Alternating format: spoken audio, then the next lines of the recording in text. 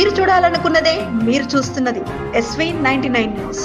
తూర్పు రాజస్థాన్, పశ్చిమ మధ్యప్రదేశ్, మరాఠ్వాడా, అంతర్గత కర్ణాటక, రాయలసీమ, తమిళనాడు మీదుగా మన్నార్ గల్ఫ్ వరకు దక్షిణ మధ్యప్రదేశ్, దాని పరిసర ప్రాంతాలలో సముద్ర మట్టానికి 0.9 కిలోమీటర్ల ఎత్తులో ద్రోణి కొనసాగుతుంది. తూర్పు మధ్యప్రదేశ్ వద్ద కేంద్రీకృతమైన ఉపరితల చక్రవాతపు ఆవర్తనం నుంచి మరాఠ్వాడా, ఉత్తర అంతర్గత కర్ణాటక మీదుగా దక్షిణ అంతర్గత కర్ణాటక వరకు సముద్ర మట్టానికి 1.5 కిలోమీటర్ల ఎత్తులో మరొక ద్రోణి కొనసాగుతుంది.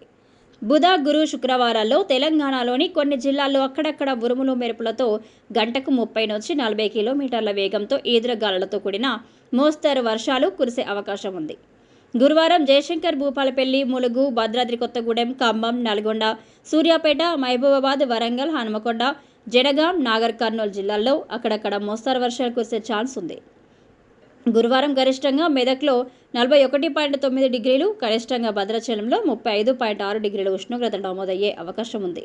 బుధవారం నిజామాబాద్, మెదక్, ఆదిలాబాద్, రామగుండం, మహబూబ్ నగర్, ఖమ్మం, భద్రాచలం ప్రాంతాల్లో అత్యధిక ఉష్ణోగ్రతలు నమోదయ్యాయి. గురువారం ఆదిలాబాద్, కొమరంభీం, మంచిర్యాల, నిర్మల్, జగిత్యాల, కరీంనగర్, నిజామాబాద్, రాజన్న సిరిసిల్ల జిల్లాలకు ఆరెంజ్ అలర్ట్ జారీ చేసింది వాతావరణ శాఖ.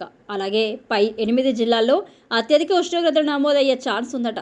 రాగల 3 రోజులలో గరిష్ట ఉష్ణోగ్రతలు క్రమేపీ 2 నుంచి 3 డిగ్రీలు పెరిగే అవకాశం ఉందన్నారు.